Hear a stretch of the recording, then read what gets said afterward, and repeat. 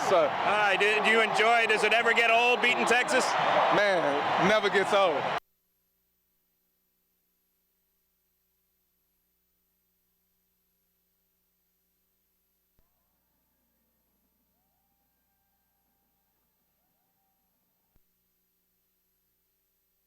There were those who felt the game was over before the bands entered the Cotton Bowl. I think Oklahoma's playing a level no one else is playing at. I think Bob Stoops and his staff are the best coaching staff in the country, and I think then there's everybody else. Bob Stoops credited for winning the big ones, the trophy games. Mack Brown with the reputation of faltering in the big contests. When you come down to games like this, it always comes down to the teams that make the fewest mistakes ends up winning. Coach Stoops has them really, on course, and they're focused and they're doing the right thing. But who would have thought we would have a record breaker? Can you believe that score? You look up there and see 65-13. Do you ever think that would happen? You never think things like that would happen, but when you got a group of guys like we got, and just how hard we work and just the work ethic we put into it, anything's possible. You feel over this 4-year skid that you've been out-coached by Bob Stoops? I don't know. Bob's done a great job, and he's a great coach. So, I don't know. I always want to compliment Texas. I'm sure they feel they'd like to have played better. Way too much negative press, I think, back and forth with two programs that are very good. It was a close first half. Both teams trading touchdowns. Ronaldo works for Oklahoma. Cedric Benson for Texas. It was 7-7. Jason White connected on his first touchdown pass to break the 7-7 tie. J.D. Runnels on the reception. It was White's first of 4 touchdown connections. But what started as a close game turned into the rout right here. Vincent Young's fumble at the OU 3, recovered by Derek Strait. For Strait, 2 fumble recoveries and an interception. Derek, can you comment, though, on what Mack Brown said? He said that Texas had recruited you. Yeah, they recruited me. I mean, by me being down there in Austin and whatnot, they recruited me. But, I mean, it's just when I took my recruiting trip down to Oklahoma and no other places, I just felt more at home when I went to Oklahoma. I mean, the coaching staff, all those guys made me feel at home. And then I felt like I had a better opportunity of playing right away. So everything's kind of worked out for me.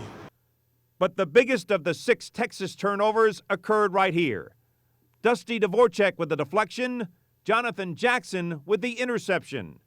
30 yards later, it was 27-7. I saw him going to throw. I was right next to him. I jumped up, batted the ball down, and of course went right in JJ's hands. Kind of reminded me of the play from 2 years ago. I mean, it was just kind of, I guess, a little Sooner magic. It was pretty neat, and JJ got to take it in for the score. Oh, I just turned around. It kind of was in my hands. It more surprised me than anything. It was a great win. I mean, I was just blessed to come out here and have a good game. It was a lot of fun. Vincent Young, Texas's future at quarterback, showed promise. His 27-yard touchdown cut the lead to 27-13. But what would turn out to be the reflection of this contest, the extra point hit the upright, and it was downhill from there. OU tacked on 10 points in the last 2 minutes of the half. Will Peoples caught White's second touchdown pass. But it was Mark Clayton's yards after catch efforts that was the difference in turning short gains into longer gains. He would have 8 catches, 190 yards. Mark's play tonight was, I'm always watching him, loving how he competes. You've heard me talk about it a lot. He competes for the football. He competes when he has it. I'm watching out there today just shaking my head, just watching him beat people, run with the football, compete for extra yards. Mark just had an incredible night, but it's not surprising to me. I've seen him.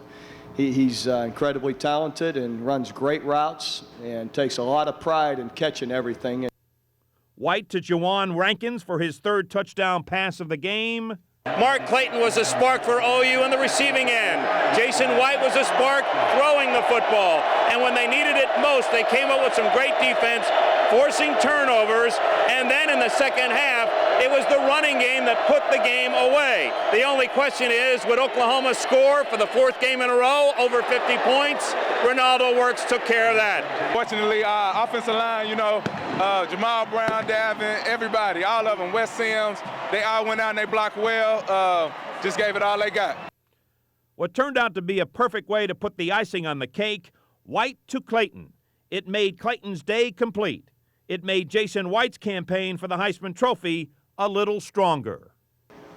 We got to start talking Heisman. I think the Heisman's an ultimate team goal, and these guys, especially this one sitting beside me here, they should get the credit. They do the hard work. I'm just doing my job. The offensive line, they're doing their job. So I think it's the ultimate team goal besides the national championship. And if that's what y'all's the ones that vote on that. So if that's what y'all want to do, yeah, that's fine. And if there is any such thing as a good headache to have, it's never easy to coach. I think I'm as wore out today as I've ever been. I had to take about 8 aspirin during the game, so it's never easy. Forcing turnovers, creating big plays on offense, defense, it's exciting. It's part of the game, and fortunately we have guys that stepped up and made them. I told the guys to handle it. I know they don't like it. It's a tough position for us to be in. It's a game that's really important to us. It's a game that's really important to our fans, and we didn't play well in it. So what we've got to do is go back and try to get back to 5-2 next week against Iowa State on the road. Does it fit? Oh, yeah, it fit. It fit real good.